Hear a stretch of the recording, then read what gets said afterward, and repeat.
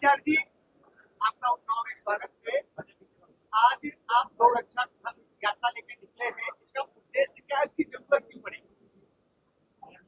ऐसा है कि विगत दिनों अपने देश के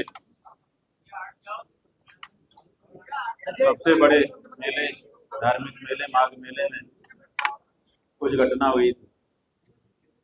उसके बाद उत्तर प्रदेश के मुख्यमंत्री ने ये वक्तव्य दिया कि समाज में कुछ कालनेमी आ गए। नाम उन्होंने बताया नहीं, तो ये चिंता हुई कि अगर हमारे समाज में छद्मवेशधारी कालनेमी प्रकृति के लोग आ गए हैं तो उनकी पहचान होना और उनको समाज से बाहर करना जरूरी है। इसके लिए टेस्ट किया जाना चाहिए कि कौन असली है और कौन कालनेमी नकली है। अंदर से राक्षस है, बाहर से अपने आप को साधु दिखा रहा है।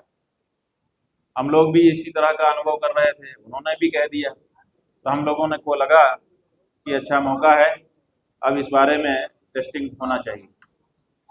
फिर ये हुआ कि किसकी टेस्टिंग सबसे पहले की जाए, तो ये हुआ कि उत्तर प्रदेश में जो सबसे बड़ा हिंदू हो, उसका दावा हो कि मैं सबसे बड़ा हिंदू, तो ये देखा गया कि जो आदित्यनाथ जी हैं वो शंकराचार्य से भी उसके शंकराचार्य होने का प्रमाण पूछ रहे थे। इससे बड़ा कौन हिंदू हो सकता है जो शंकराचार्य से भी शंकराचार्य होने का प्रमाण पूछ रहा हो। तो हम लोगों ने सोचा पहले इनसे ही शुरू करते, तो उनको कसौटी पर कसना शुरू किया। तो उनके चेहरे मोहरे को देखा, फोटो देखा, तो टूटा हुआ सिर था, गेरुआ कपड़ा था, ऐसा लगता था कि कोई सन्यासी योगी सती।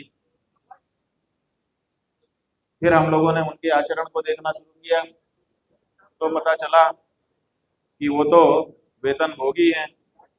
उत्तर प्रदेश सरकार से हर महीने वेतन लेते हैं और भत्ता लेते हैं।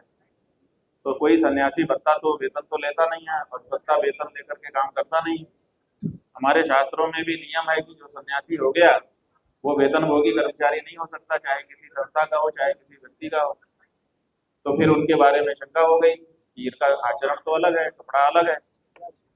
फिर हम लोगों ने देखा कि जो व्यक्ति संन्यास धारण करता है वो अहिंसा का व्रत ले लेता है, वो हिंसा नहीं करता है।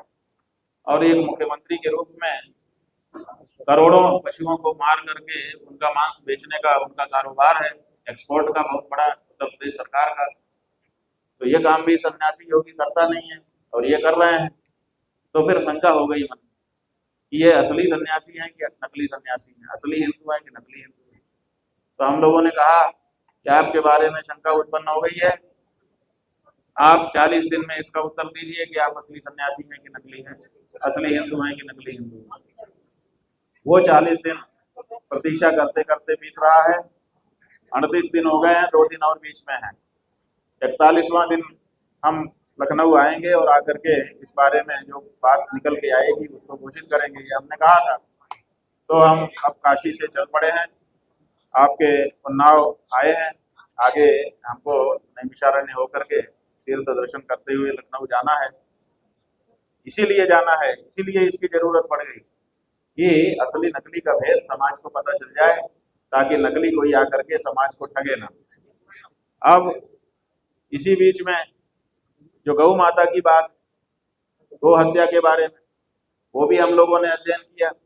अध्ययन में ये निकल करके आया कि उत्तर प्रदेश ऐसा राज्य है जिसमें निरंतर जो हमारी देशी गौ माता है उनकी संख्या घट रही है।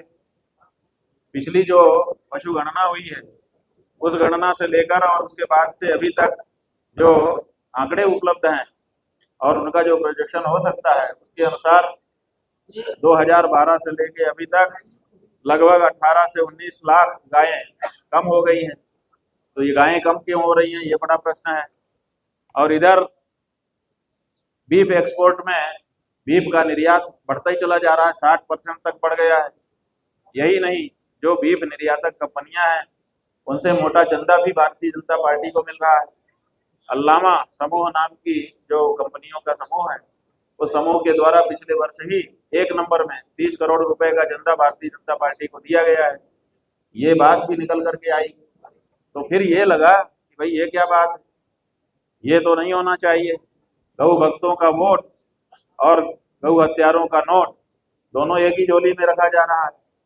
दोनों क्या एक झोली में रह सकते हैं?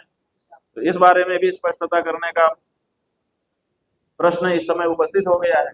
इन्हीं सब प्रश्नों के मद्देनजर हम लोगों ने सोचा कि एक धर्म युद्ध की घोषणा करनी चाहिए, ताकि धर्मी और अधर्मी अलग अलग होकर के एक दूसरे से लड़ना चाहे तो लड़े, धार्मिक धार्मिक ना लड़े और अधार्मिक अधार्मिक ना लड़े। तो इसीलिए धर्म युद्ध की घोषणा की गई है। 11 तारीख को उसका शंखनाद लखनऊ से किया जाएगा और अभी हम उसी के लिए जा रहे हैं। इसीलिए इस यात्रा का नाम गौ माता के लिए होने वाले धर्म युद्ध का शंखनाद यात्रा है। शंकराचार्य जी, आशुतोष कर्मचारी पर आज हमला हुआ है ट्रेन में यात्रा के दौरान। उन्होंने कहा कि हम अपनी जान टॉयलेट में जाके बचाएंगे, क्या कहेंगे? ऐसा है कि हम जब रायबरेली में प्रातः काल थे, उसी समय वहां के पत्रकार बंधुओं के माध्यम से हमको ये सूचना मिली। आश्चर्य हुआ, किसी के ऊपर ऐसा हमला दुखी ही करेगा। जो व्यक्ति अहिंसा को मानता हो, हिंसा में जिसका विश्वास ना हो, उसको दुखी हो। हमको फोटो दिखाया गया उनका, हमको देख करके दुख हुआ। लेकिन फिर जब जो अटेंडेंट है उसका वक्तव्य देख सुनाया गया, हमको बताया गया, वो कह रहा है कि जब तक शौचालय में जा रहे थे तब तक तो ठीक थे, निकलने के बाद से कह रहे हैं कि दिक्कत हो गई। फिर उनका वक्तव्य भी बताया गया, वो कह रहे हैं कि मैंने टॉयलेट में जा करके अपनी जान बचाई, जैसा कि आप भी कह रहे हैं। इसका मतलब है कि हमला टॉयलेट में नहीं, बाहर हुआ है। तो जब बाहर किसी ने देखा ही नहीं और रेलवे में हुआ है, रेलवे जो है केवल एक जगह से दूसरी जगह ले जाने के लिए आपसे टिकट का भाड़ा नहीं लेती है, बल्कि इस अंतराल में सुरक्षा का भी जिम्मा लेती है। इसके लिए एक अलग से रेलवे पुलिस बना हुआ है, जीआरपी। तो जीआरपी स्टेशन के ऊपर भी नजर रखती है कि कहीं कोई असामाजिक व्यक्ति तो नहीं आ गया है जो हमारे यात्रियों को खतरे में डाले। और हर ट्रेन में उनके चल दस्ते होते हैं जो घूमते रहते हैं और नजर रखे रहते हैं।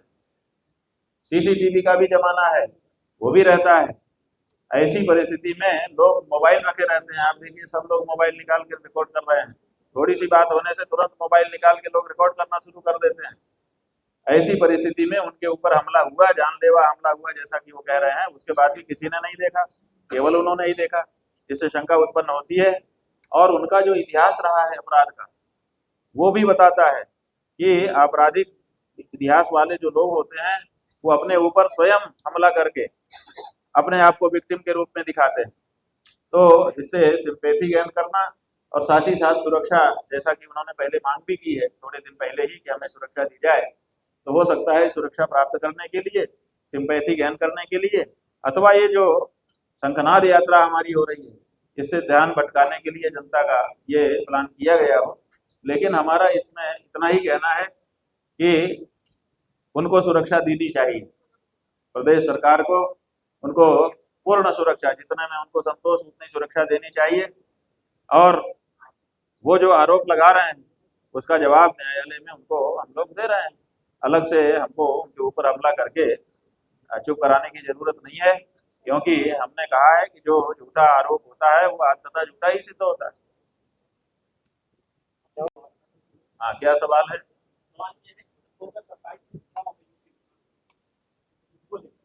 ऐसा है कि एक तो ये बात है कि कहीं ना कहीं देश में चुनाव तो होता ही रहता है, इसलिए चुनाव के लिए अगर हम लोग प्रतीक्षा करेंगे तो कोई मतलब नहीं। हमारा ये कहना है बंधु, जो लोग ये प्रश्न उठाते हैं कि 2027 में उत्तर प्रदेश में चुनाव है इसीलिए आप ये बात उठा रहे हैं, तो पहली बात तो ये है कि हम तो आज़ादी के पहले से उठा रहे हैं। हमारे पूर्वज उठाते रहे, जब हमारा समय आया तो हम इस बात को उठा रहे हैं, इसलिए चुनाव से इसको जोड़ना नहीं चाहिए। दूसरी बात यह है कि चुनाव से क्या होगा, अगर जो पार्टी सत्ता में है, अगर आप ये कहना चाहते हैं कि चुनाव में हम इसको हटा करके दूसरी सरकार लाना चाहते हैं, तो दूसरी सरकारों को तो हमने हटा करके इनको लाया था। दूसरी सरकारों को तो इसीलिए हटाया था कि वो हिंदू भावना के अनुसार काम नहीं कर रही थी। तब हमने अपने आप को हिंदू हिंदू कह करके हिंदू निरूपण करने वाली पार्टी को सत्ता दी है। इस समय वो सत्ता डबल इंजन की चल रही है। तो अभी तो हमारे द्वारा हमारी भावनाओं को बचाने के लिए, उसकी रक्षा करने के लिए लाई गई पार्टी ही सत्ता में है। तो हमको दूसरी पार्टी की क्यों जरूरत है? हम तो इन्हीं से मांग रहे हैं कि भैया आपने कहा था हम हिंदू पार्टी हैं, गौ माता की रक्षा करेंगे, आप गौ माता की रक्षा कर दीजिए। लंबा समय हो गया, अब बर्दाश्त नहीं होता है। शुरू में आपने कहा कि हमको थोड़ा जमने दो, फिर आपने कहा अभी कर रहे हैं, अभी कर रहे हैं, अभी कर रहे हैं, ऐसे टालते चले जा रहे हो। कि गौ माता का रक्षा का प्रश्न कोई टालने वाला प्रश्न थोड़े है। हमारे हिंदुओं के घर में जब रोटी बनती है तो हम ये थोड़े सोचते हैं कि बच्चा खा ले फिर गाय को खिला दूंगा, बूढ़ा खा ले फिर गाय को खिला दूंगा, ऐसा थोड़े सोचते हैं।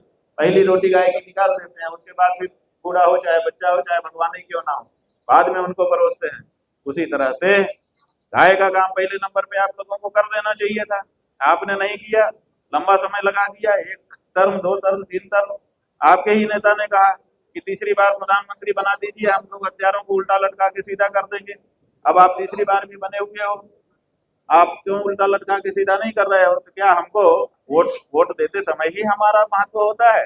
वोट देने के बाद अपनी बात पूछने का आपसे हक नहीं होता है?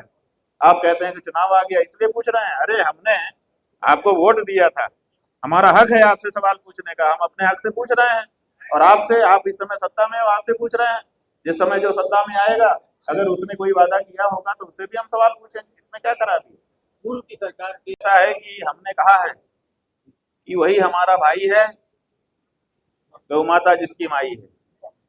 तो जो गाय को माँ कहेगा, माँ का सम्मान देगा, वो हमारा भाई होगा।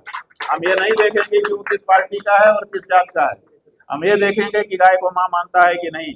जो हमारी माँ को माँ कहता है वही हमारा भाई होता है, और जो हमारी माँ को माँ नहीं कहता है वो कितना हमको कहे प्यारे भाइयों बहनों, हम उसके भाई बहन नहीं होते।